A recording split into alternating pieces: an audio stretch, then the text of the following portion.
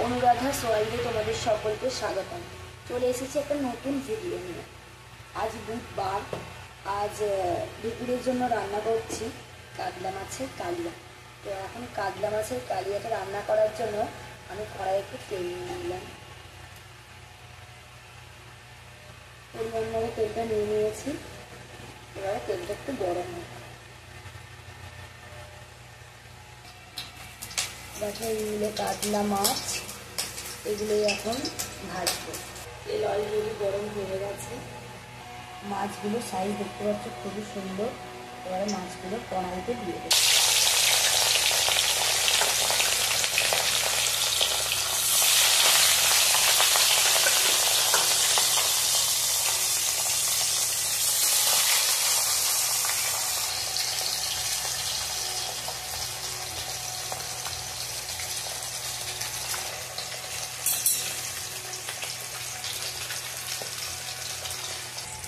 দেখতে পাচ্ছ মাছগুলো ভাজা হয়ে গেছে।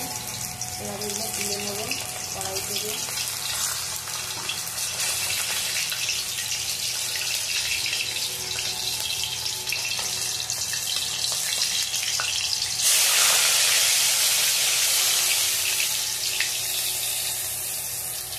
এইগুলো মাছগুলো রাখি ছিল, সেগুলো কড়াইতে দিই।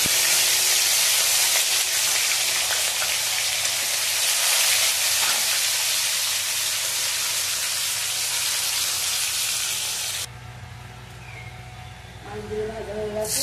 এবারে এর মধ্যে পেঁয়াজ কুচি দিয়ে দিলাম।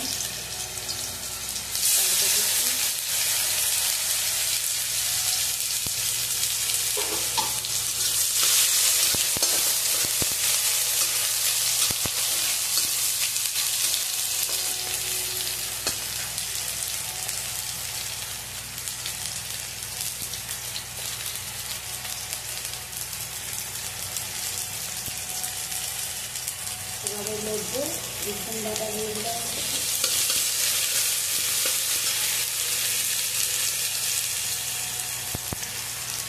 একটু আদা বাটা দিয়ে দিলাম।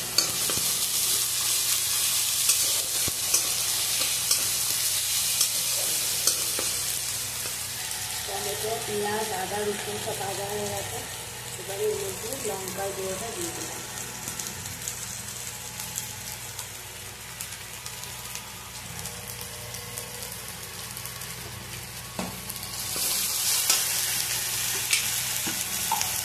একদম সামান্য পরিমাণে হলুদ দিলাম, কেননা আগে থাকতে মাছটাতে আমার হলুদ মাখানো। এভাবে জল দিয়ে দিয়েছি। এবারে এর মধ্যে মাছগুলো দিয়ে দিলাম। মাছগুলো ফুটছে, খালি নুনের পরিমাণ একটু চেপে নেবো। যদি নুন প্রয়োজন হয় এর মধ্যে একটু নুন দেবো। আগে থাকতে মাছের ভাজার সময় নুন মাখানো ছিল। মাছটা হয়ে গেছে। এবার এটা নামিয়ে নেবো কড়াই থেকে। মাছটা হয়ে গেছে, দেখতে পাচ্ছ। দিয়েছি ডিম টোস্ট, এই দেখো, আর পাশে একটু সস দিয়ে দিয়েছি। এটাই আসবো টিফিন। সজনে ডাঁটা আলু দিয়ে পোস্ত দিয়ে ঝাল। এই বসন্তকালে জানো সবাই যে সজনে ডাঁটা খাওয়া খুবই উপকার, কারণ বসন্তকালে আমাদের নানান রকম স্কিনের রোগ হয়। তো সেই জন্য সজনে ডাঁটা, নিম পাতা এগুলো খাওয়া খুবই এই সময় উপকার। আর আজকে আমি এই সজনে ডাঁটা আলু দিয়ে পোস্ত দিয়ে ঝাল করছি। কড়াইতে তেল গরম হয়ে গেছে। এবার আমি আলুগুলোকে ভেজে নেব।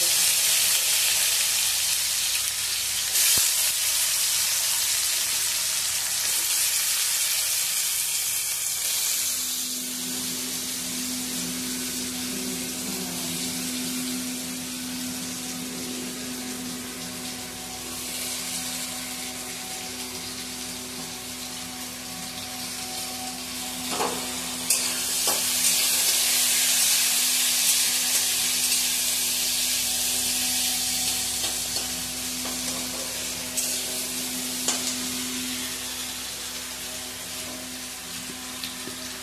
আলুগুলো ভাজা হয়ে গেছে। এবার আলুগুলো আমি তুলে নেব। আলুটা মধ্যে এবার একটু হলুদ দিয়ে দেবো। আলুটা মধ্যে এবার একটু হলুদ দিয়ে দেবো। এবার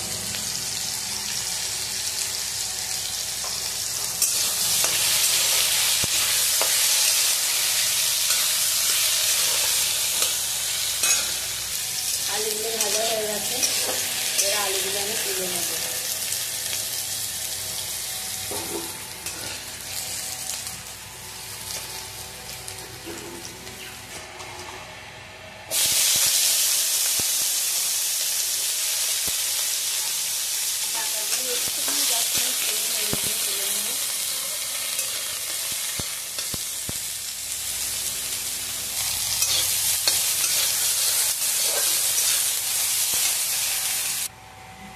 তেল দিয়ে দিয়েছি। এবার একটু 5 ফোড়ন দেবো,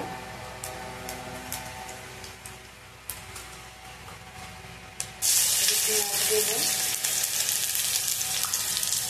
টমেটো দেবো,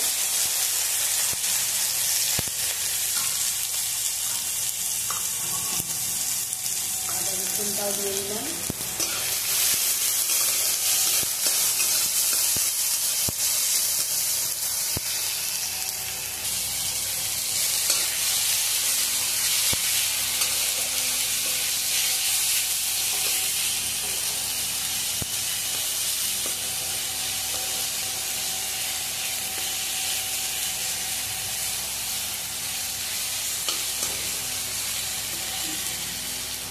এবার এই ভাজা মশলাটার মধ্যে একটু লঙ্কা গুঁড়ো দিয়ে দিলাম,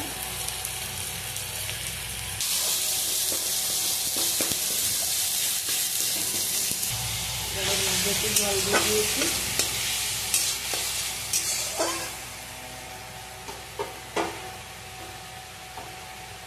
এবার এর মধ্যে আলু আর ডাঁটাগুলো দিয়ে দিচ্ছি।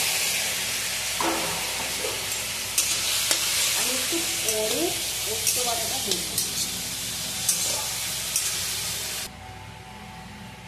জল ঢেলে দিয়েছি। এবার আমি পরিমাণ মতো একটু নুন দেবো,